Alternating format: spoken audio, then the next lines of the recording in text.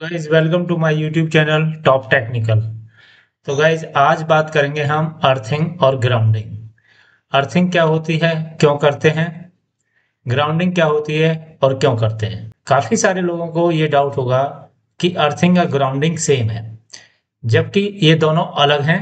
तो गाइज सबसे पहले बात करेंगे अर्थिंग कितने प्रकार की होती है। तो अर्थिंग होती है पाइप अर्थिंग, प्लेट अर्थिंग। इसमें भी दो तरीके की अर्थिंग होती हैं, type of material, copper earthing और जीआई अर्थिंग। अभी मेंटेनेंस फ्री अर्थिंग भी आने लगी है, अभी उतनी डेप्थ में हम नहीं जाने वाले। अर्थिंग की वैल्यू कितनी होनी चाहिए, हम अर्थिंग की वैल्यू क्यों कम रखते हैं? तो गाइज आपने सुना होगा मेगा टेस्टिंग या इंसुलेशन रेजिस्टेंस टेस्ट। तो उसमें हमारा मोटिव होता है कि उसकी वैल्यू ज्यादा से ज्यादा हो, क्योंकि हमको अच्छे इंसुलेशन की जरूरत होती है, इसलिए उसमें रेजिस्टेंस वैल्यू हम ज्यादा रखते हैं। लेकिन जब अर्थिंग की बात करते हैं तो रेजिस्टेंस वैल्यू कम होनी चाहिए, क्योंकि अगर अर्थ की वैल्यू रेजिस्टेंस वैल्यू कम होगी तो पाथ, इलेक्ट्रिकल पाथ उतना ही अच्छा होगा। यानी जब भी कुछ सर्ज आता है, स्ट्राइक आता है या कुछ शॉर्ट सर्किट होता है, अर्थिंग अच्छी है, उसकी वैल्यू कम है, रेजिस्टेंस वैल्यू कम है, तो आप सेफ रहेंगे, आपका इक्विपमेंट सेफ रहेगा। इसीलिए अर्थ वैल्यू हम कम रखते हैं। The acceptable earth resistance value very depending on the application. तो जो अर्थ वैल्यू है वो वेरी करती है कि आप किस सिस्टम के लिए आप उसे यूज करना चाहते हो। तो यहाँ पे लिखा ए रेजिस्टेंस ऑफ 1 ओम और less is the often targeted, मतलब कि हमारा जो टारगेट होता है वो कितना होता है, 1 ओम और लेस। लेकिन जनरली ये डिपेंड करते हैं कि आपकी अर्थ की जो सराउंडिंग है, अर्थ की जो क्वालिटी है वो कैसी है, सॉइल की क्वालिटी कैसी है, उस पर वेरी करता है। तो यहाँ पे कुछ देखो, इन्होंने पैरामीटर दिए हुए हैं। पावर स्टेशन में 0.5 ओम और लेस, ईएसटी सब स्टेशन 1 ओम और लेस, 33 केवी स्टेशन 2 ओम और लेस। तो इस तरीके से यहाँ पे देख सकते हैं domestic wiring less than 5 Om.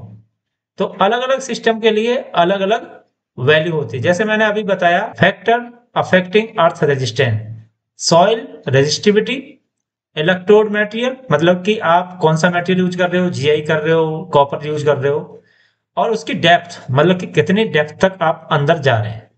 Number and configuration of electrode, कि आपने कितने नंबर उसका ग्रिड बनाया है या कैसे कर रहे हैं, तो इस पे वेरी करता है। तो गाइज आपको पता चल गया होगा कि अर्थ की वैल्यू कितनी होनी चाहिए। तो गाइज आप देख सकते हैं यहाँ पे एक पिक्चर है, तो इसके हेल्प से मैं बताऊंगा ग्राउंडिंग क्या होती है और अर्थिंग क्या होती है।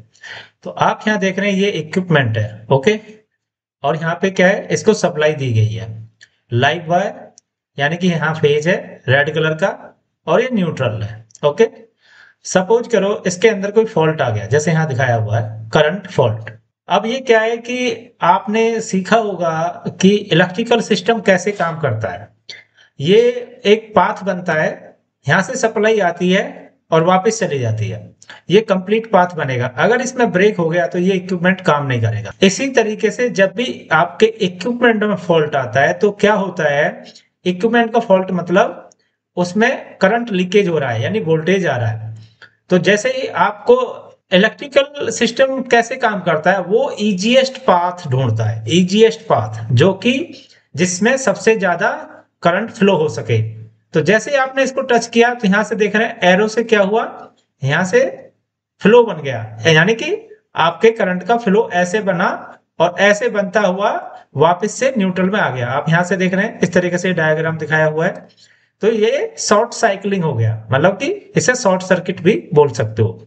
मतलब यहां से जाने के बजाय इसको इजी पाथ मिला और यहां से भी जा रहा है, इधर से भी जा रहा है ऐसे, और यहां से भी जा रहा है। इस केस में क्या होगा, जो ह्यूमंस हैं उनको करंट लगेगा, इलेक्ट्रिक शॉक लगेगा, इंजरी हो सकती है और डेथ हो सकती है। इससे बचने के लिए क्या करते हैं, हम इक्विपमेंट अर्थिंग करते हैं। तो क्या करते हैं, इक्विपमेंट अर्थिंग। जो इक्विपमेंट अर्थिंग होती है वो ह्यूमन के लिए होती है, ह्यूमन सेफ्टी के लिए होती है। एक होती है न्यूट्रल ग्राउंडिंग, यानी कि जिसमें पावर हो उसको हम डायरेक्ट करते हैं। तो आपको नेक्स्ट पिक्चर में बताता हूं, देखो पिक्चर की हेल्प से आप समझ सकते हो।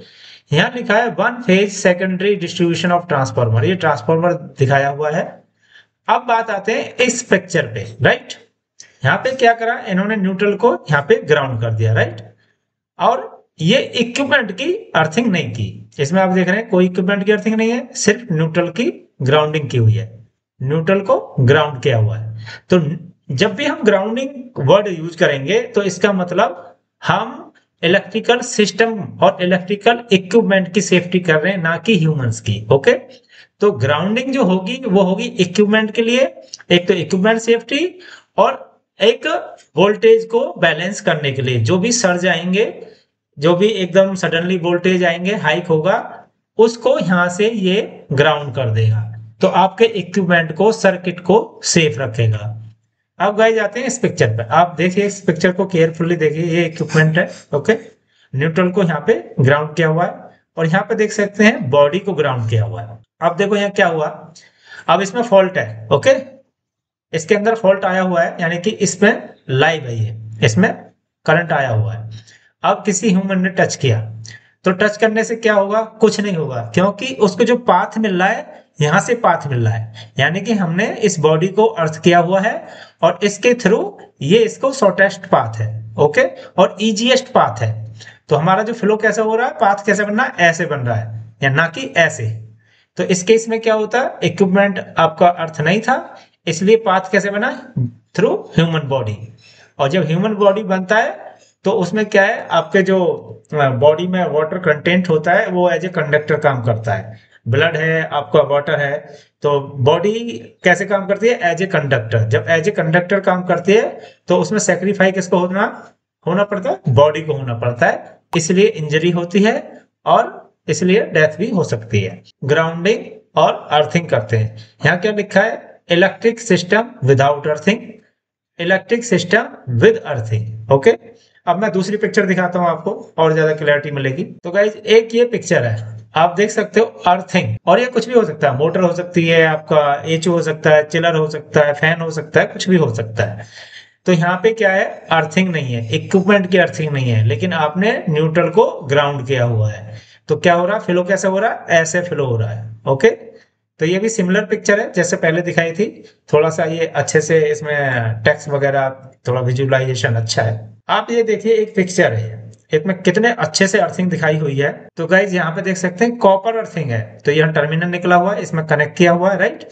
और इसके थ्रू यहाँ से इस तरीके से ये कॉपर स्ट्रिप आई और ग्राउंड में अर्थिंग से कनेक्टेड है, यानी कि बहुत अच्छे से अर्थ किया हुआ है। और कॉपर यूज किया है, कॉपर क्यों यूज करते हैं, copper is a very good conductor for electricity, यानी इसीलिए आप देख रहे होंगे एल्युमिनियम भी यूज करते हैं और कॉपर भी यूज करते हैं। जो एल्युमिनियम होता है थोड़ा लो ग्रेड होता है, अच्छा कंडक्टर नहीं होता एज कंपेयर टू कॉपर, तो इसलिए हम कॉपर की अर्थिंग या ग्राउंडिंग रिकमेंड करते हैं। आप इसमें क्या देख रहे हैं, ये क्या है गाइज, आप देख सकते हैं बॉडी, ये बॉडी अर्थिंग है। और ये क्या सिंबल है, जहां भी ऐसा सिंबल आएगा ये अर्थिंग सिंबल होता है, यानी कि बॉडी की अर्थिंग का सिंबल होता है। तो ये कॉपर अर्थिंग है, इस तरीके से यहाँ आई। और गाइज हमेशा याद रखना, जब भी आप अर्थिंग ग्राउंडिंग करें, एक पिट से कनेक्ट नहीं करना।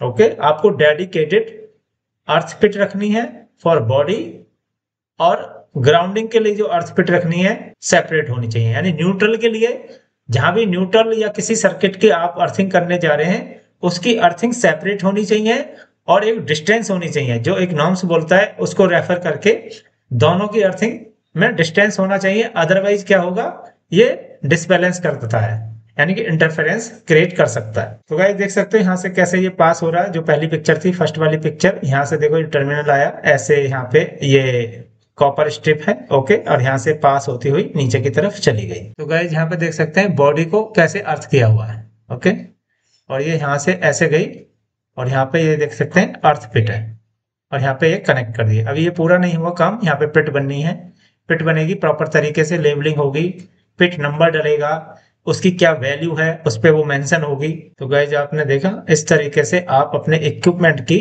अर्थिंग कर सकते हो, ग्राउंडिंग कर सकते हो। तो grounding for live system, live system मतलब जहां पे आपका करंट और वोल्टेज इन्वॉल्व है, डायरेक्ट आपको कनेक्ट करना है न्यूट्रल के साथ। ओके, और अर्थिंग कहाँ करते हैं, बॉडी के साथ करते हैं या पैनल कवर के साथ करते हैं, जहां भी ह्यूमन का इंटरफेस होता है, जिसे आप टच कर सकते हो, उस पे उसको करते हैं हम अर्थिंग। ह्यूमन सेफ्टी के लिए। तो गाइज आपने देखा होगा जनरली पैनल में क्या होता है, ये पैनल है और ये इसका कवर है, तो यहाँ से ऐसे केबल आई और टर्मिनेट कर दिया, ये सिंबल है अर्थिंग। जहां भी आपको ऐसा सिंबल मिलेगा इसका मतलब बॉडी अर्थिंग, ये बॉडी अर्थिंग का सिंबल है, यानी कि आपको इससे कनेक्ट करना है जहां भी आप ऐसा सिंबल देखेंगे।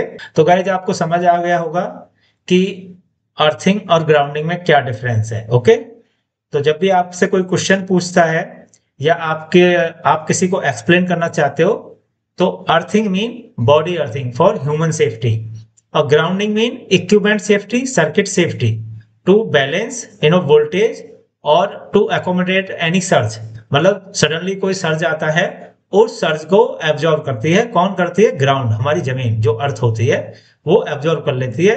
इजीएस्ट पाथ बनाने के लिए, शॉर्टेस्ट पाथ बनाने के लिए हम अर्थिंग करते हैं, जिससे कि ह्यूमन और अपने इक्विपमेंट सेफ रहें। इसलिए इसका बहुत ज्यादा इंपॉर्टेंस है। सो मेक श्योर आपके इक्विपमेंट का न्यूट्रल और प्लस आपके इक्विपमेंट की अर्थिंग अप्रोप्रिएटली ग्राउंड होनी चाहिए, उसकी अर्थिंग कनेक्टेड होनी चाहिए अर्थ पिट के साथ। जो मैन्युफैक्चरर आपको रिकमेंड करता है किस साइज की अर्थिंग होनी चाहिए, किस टाइप की अर्थिंग होनी चाहिए, किस टाइप का कंडक्टर यूज करना है, किस साइज का कंडक्टर यूज करना है, उसके अकॉर्डिंग ही आप अर्थिंग करें। तो guys if you like this video please like, subscribe and share with your friends and thank you for watching. फिर मिलते हैं एक नई वीडियो में नई इंफॉर्मेशन के साथ, तब तक के लिए bye bye and take care.